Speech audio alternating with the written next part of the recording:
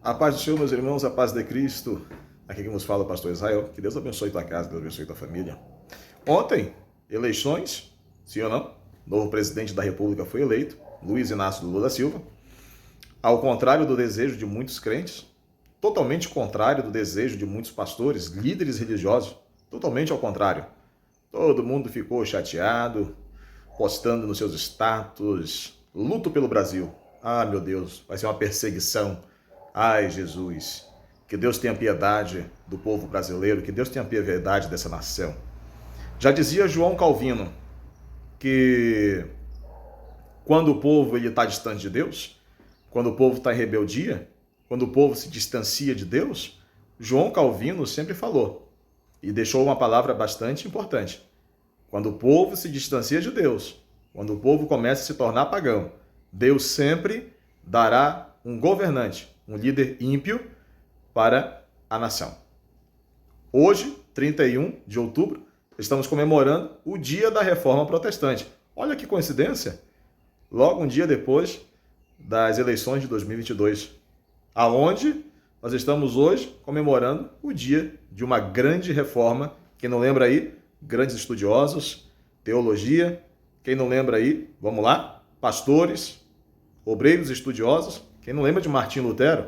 As suas teses, a sua reforma protestante, que com pregos pregava nas portas das igrejas, da igreja católica, que pregava ali a sua reforma, as suas teses.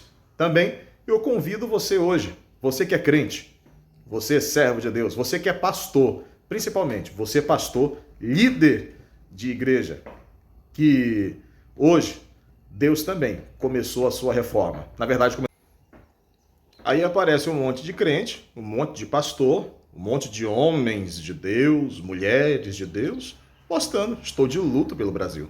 Estou de luto, ai meu Deus, que dó da nação.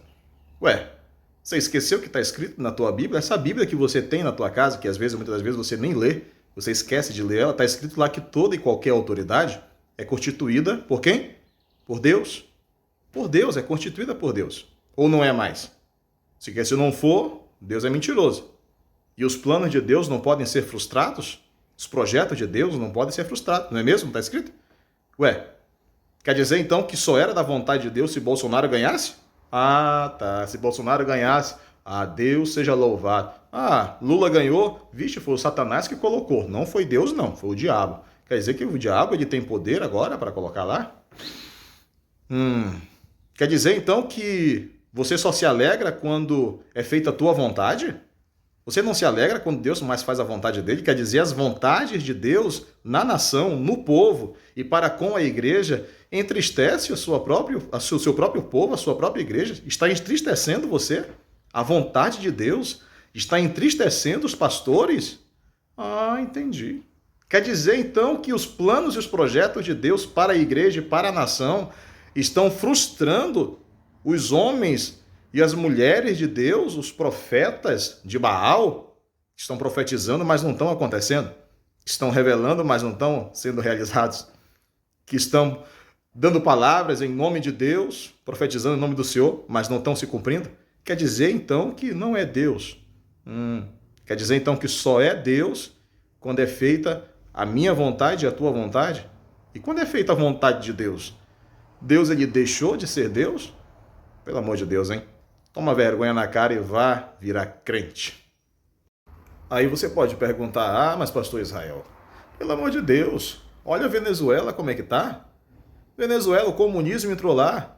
O presidente que agora é do Brasil também tem aliança comunista lá com o presidente Maduro da Venezuela, vai tornar o Brasil uma Venezuela. Mas você, como crente, você já se perguntou o porquê que a Venezuela ela chegou àquele estado?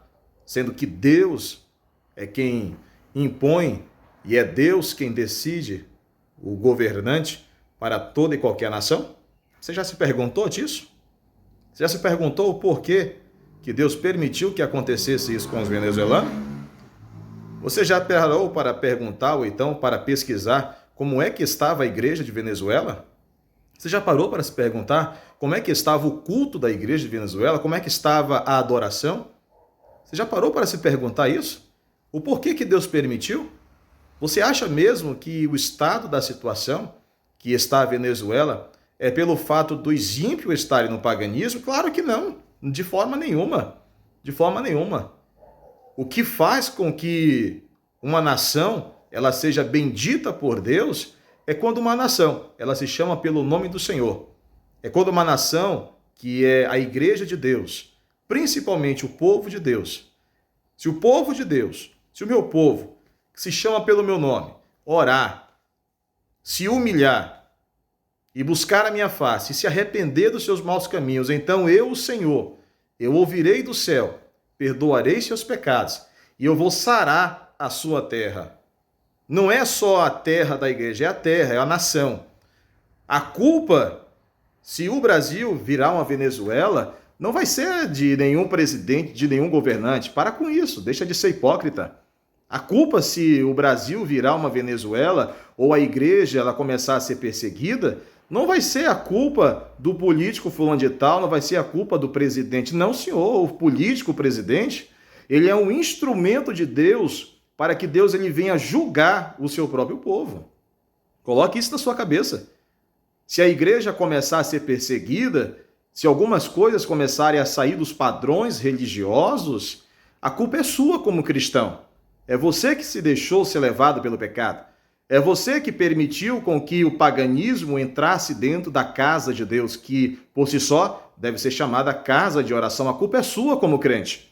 Não coloque a culpa no presidente da República. O presidente é um instrumento de Deus para fazer com que a igreja venha tomar vergonha na cara, para fazer com que muitos pastores, cafetões do evangelho, cafetões da religião, que estão vendendo a igreja, vendendo as suas bugigangas, vendendo as ovelhas do Senhor Deus, é para fazer com que muitos crentes religiosos, eles voltem novamente a tomar vergonha na cara e virar igreja.